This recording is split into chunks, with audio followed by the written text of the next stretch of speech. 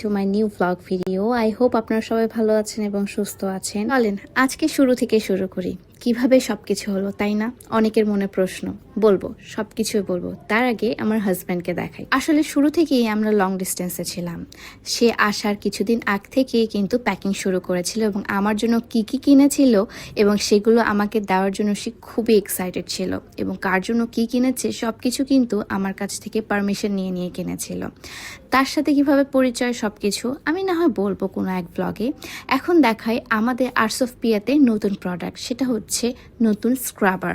আমাদের arts of পিয়াতে নতুন face scrubber হতে যাচ্ছে এবং এই স্ক্রাবটা বলবো যে ওয়ার্ল্ড বেস্ট স্ক্রাবার হতে যাচ্ছে। কিভাবে কি প্রসেসিং সেটা না হয় পরবর্তী ব্লগে দেখাবো। ঈদের ছুটিতে দিনাজপুরে গিয়েছিলাম এবং দিনাজপুর থেকে আমি চলে আসছিলাম ঢাকায় এবং ঢাকায় আমি আসছিলাম তাড়াতাড়ি, কারণ হচ্ছে ঢাকার বাসাটা পুরোটা এলোমেলো ছিল, ওটা পুরোটা গোছাতে হবে এবং সামনে আমার বিয়ে, এই জন্য আসলে পুরো জিনিসটা আমি নিজের হাতে করেছি। সব কিছু এভরিথিং আপনারা ব্লগেই দেখতে পাবেন, সব কিছু এভরিথিং আসলে আমি ভিডিও করতে পারিনি। ফার্স্টে আমি ভেন্যুতে চলে গিয়েছিলাম, ভেন্যু লোকেশন দেখতে গিয়েছিলাম এবং চাচ্ছিলাম আমার বাসার আশেপাশে যেন ভেন্যুটা হয়।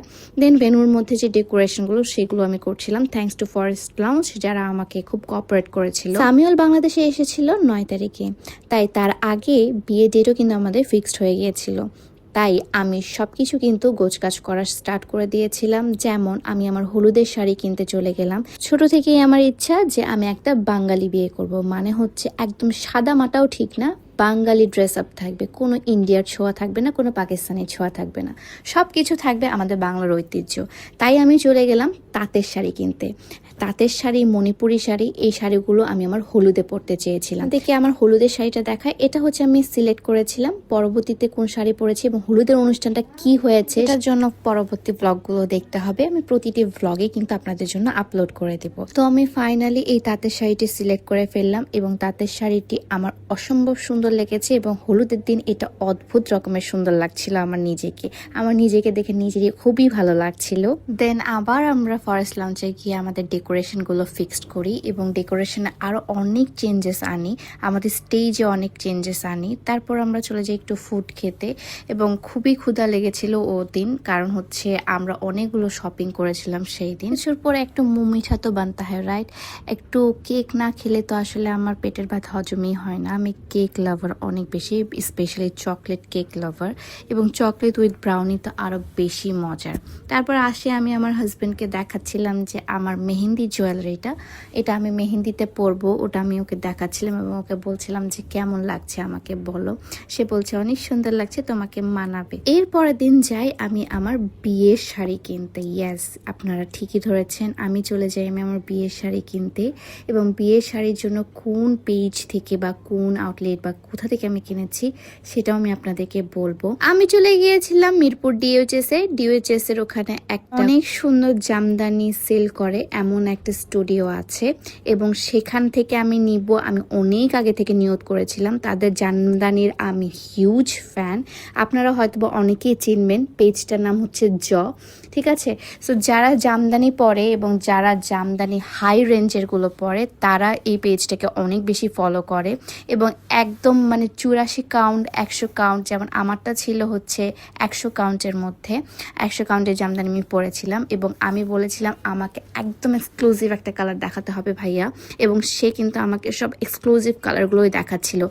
এত ক্লাসিক কিছু কালেকশন দেখাচ্ছিল, যেমন এটাও আমার অনেক বেশি পছন্দ হয়েছিল, বাট এই কালার কম্বিনেশনটা আমি পরতে পচে গিয়েছি এবং এই কালার কম্বিনেশন সবার বিয়েতে পরে, সো আমি ওই কালার কম্বিনেশনটা বাদ দিয়েছি। তারপর আসছিলাম আমি গোল্ডেন কালারের মধ্যে, বাট গোল্ডেন কালার এবং রেড কালারের মধ্যেও আমি অনেক পরেছি। আর ভাইরে ভাই, এই জামদানিগুলোর যে কি সুন্দর, মানে আপনাদেরকে আমি বলে বোঝাতে পারবো না। তাদের মানে লোয়েস্ট জামদানির রেঞ্জই মনে হয় 16,000 টাকা থেকে শুরু হয়।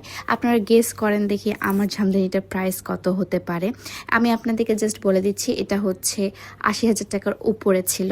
সো আপনাদের এই জামদানিটা কেমন লেগেছে, আমার বিয়ের জামদানিটা অবশ্যই কমেন্ট করে জানাবেন। অদ্ভুত রকমের সুন্দর। এবং আমাদের দেশের ট্রেডিশন হচ্ছে জামদানি। জামদানি আমাদের বাইরের দেশ পর্যন্ত সেল হয় অনেক টাকা দিয়ে, এবং আমাদের বাংলাদেশের মানুষরা আমরা জামদানিকে খুবই লো কোয়ালিটি মনে করি। বাট যারা জামদানি একবার দেখেছে এবং জামদানি সম্পর্কে জানে, তারাই জানে জামদানি কতটা পরিমাণে ঐতিহ্যবাহী একটা জিনিস। সো আমি জামদানিটাই সেজন্য সিলেক্ট করে ফেলেছিলাম আমার বিয়ের জন্য। তারপর আমি একটা মসলিন শাড়ি নিয়েছিলাম তাদেরই পেজ থেকে।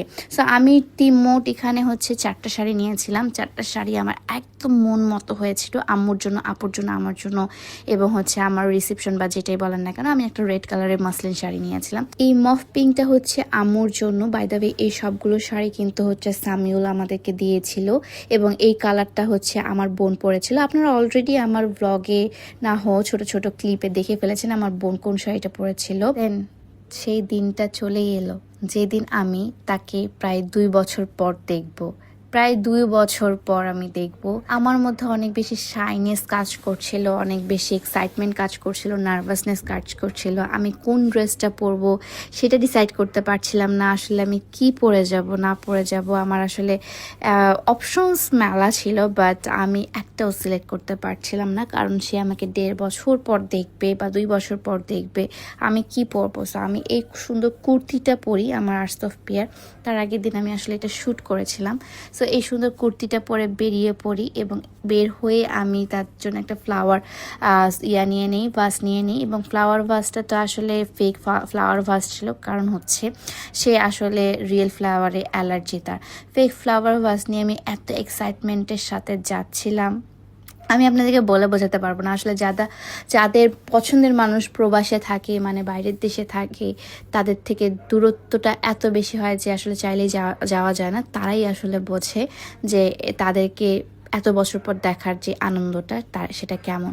এবং আমি লিটারেলি আমাকে যেন কেউ চিনতে না পারে সেই জিনিসটা প্রিপারেশন নিয়ে যাচ্ছিলাম, এবং মাস্ক এবং সানগ্লাস, তারপর সব কিছু, মানে হিজাব যেটাই পারছিলাম না কেন, আমি এটা স্কার্ফ দিয়ে আমার কাভার আপ করার ট্রাই করছিলাম। এবং আমি খুব এক্সাইটেড ছিলাম যে আমি একটু বসেছিলাম। Then this is the moment guys, যে আমি তাকে দেখলাম ফাইনালি এত বছর পর। ফাইনালি আলহামদুলিল্লাহ, আমাদের জন্য দোয়া করবেন। আমি খুবই হ্যাপি এবং লজ্জা পাচ্ছিলাম মাঝে মাঝে, এবং আমার মনে হচ্ছিল যে তার হাতটা ধরতেও আমার কেমন যেন একটা শাইনেস কাজ করছিল। এত বছর পর একটা মানুষকে আমি দেখছি, আমার কাছে আসছে। আগে তো আসলে আমরা আগেও লং ডিস্টেন্সে ছিলাম, বাট আমরা চাইলে তখন যেতে পারতাম বা আমরা মিট করতে পারতাম, বাট এখন তো কোনো ওয়েও ছিল না। 1.5 বছর পর এত সুন্দর লাগছিল, এত ভালো লাগছিল, এত শান্তি লাগছিল। আমি আমি কিভাবে ভাষায় প্রকাশ করব আমি জানি না। অনেকেই এই ফিলিংসটা জানেন আপনারা। এবং সামিউলের কথা এক্সট্রাভাবে বলার কিছু নাই, কারণ সে আমার থেকে অনেক দূরে ছিল, বাট কখনোই সে আমাকে এটা ফিল হতে দেয়নি যে সে আমার থেকে দূরে। বা সব সময় সে আমাকে ভিডিও কল দিত, সব সময় আমরা কথা বলতাম, সব সময় আমাদের মধ্যে চ্যাটিং, মানে আমরা কমিউনিকেশনটা আমাদের মধ্যে এমন ছিল যে আমাদের মধ্যে এটা কখনো ফিল হয়নি যে আমরা এত লং ডিস্টেন্সে বা আমরা এত দূর আছি। মাঝে মাঝে অনেক মিস করতাম, তখন কান্নাকাটি করতাম। সো এটা আসলে যারা লং ডিস্টেন্স রিলেশনশিপে আছে তারাই জানে যে এটার ফিলিংসটা কেমন। আপনারা কারা কারা এরকম ফিলিংস পেয়েছেন বা পাচ্ছেন অবশ্যই কমেন্ট করে জানাবেন।